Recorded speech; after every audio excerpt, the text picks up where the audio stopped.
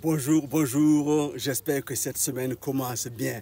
En tout cas, nous pouvons encore nous attendre à Dieu. Avec cette pensée, je voudrais vraiment t'encourager.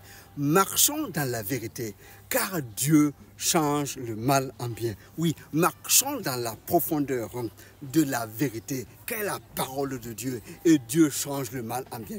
Je vous partage l'histoire que vous connaissez, c'est l'histoire de Joseph. Ce jeune homme, dès son jeune âge, a eu des rêves, des songes, où Dieu lui a montré clairement qu'il allait l'amener à la royauté, qu'il allait l'élever, mais il n'en savait pas plus. Il a eu une confiance totale en cette parole. Cela a créé l'inimitié déjà dans sa famille. Donc il est vendu comme esclave en Égypte. Et quand il arrive en Égypte, il est dans la famille de Potiphar. Et à cause de sa présence, la famille de Potiphar est bénie. Mais accusé par la femme de Potiphar, il se retrouve en prison. Oh, quelle longue durée dans la prison. Même quand il expliquait les songes des autres prisonniers, il a été oublié là. Jusqu'au jour, le jour fatidique, le temps choisi par Dieu, où Pharaon même a eu des rêves que personne ne peut expliquer. Donc on se souvient donc de Joseph qui est donc sorti de la prison et qui va donner une explication avec sagesse, avec intelligence.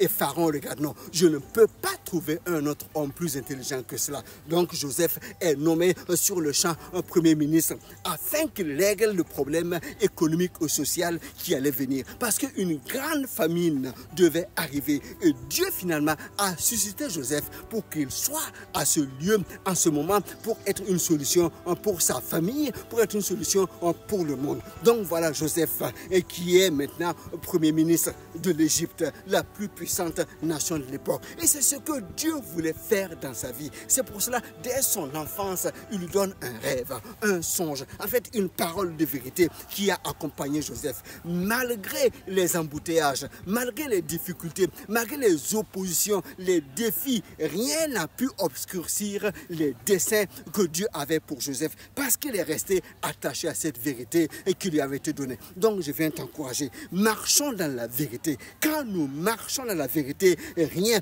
même l'ennemi ne peut pas stopper ce que Dieu veut faire. Pourquoi? Parce que nous sommes dans cette vérité de la parole et Dieu veille sur cette parole pour l'exécuter. Ce qu'il a dit sur ta vie, il l'accomplira. Donc marchons dans cette vérité-là et Dieu changera le mal en bien. Il accomplira ses desseins et son nom sera glorifié. Je viens vraiment t'encourager. Non, non, non, ne te décourage pas.